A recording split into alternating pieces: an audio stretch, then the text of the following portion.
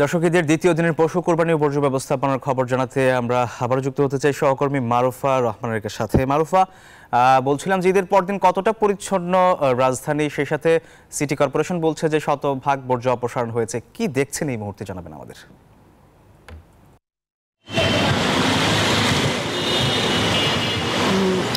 আমরা অন্যান্য ঈদের তুলনায় এবার একেবারে ব্যতিক্রম দেখেছি যে একেবারে শতভাগ পরিচ্ছন্ন বলা চলে। কালকের আবর্জনাগুলো, কালকের বর্জ্যগুলো কালকেই তারা অপসারণ করেছে।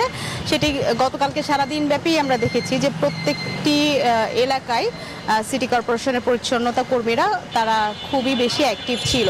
এবং আজকে যদি আমি আপনাকে বলি, আজকের চিত্রটিও বলা চলে, আজকের বর্জ্যগুলো কোথাও কোথাও যেখানে আজকে কোরবানি হচ্ছে সেগুলো এখনো পর্যন্ত কোথাও কোথাও চলছে। আমি যদি আপনাকে দেখাই, সেগুলো বাদে আমরা এখানে একটি ডিপোতে আছি যেখানে আসলে এই এলাকার ময়লাগুলো জড়ো করা হয়।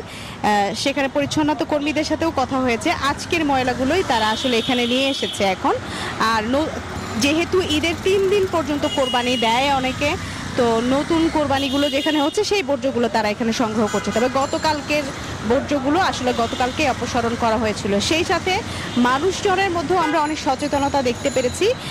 তারাও ব্যক্তিগতভাবে তাদের যে পশুর বর্জ্যগুলো ছিল সেগুলো পরিষ্কার করে ব্লিচিং পাউডার ছিটিয়ে দিয়েছে এবং পানি দিয়ে ধুয়ে দিয়েছে।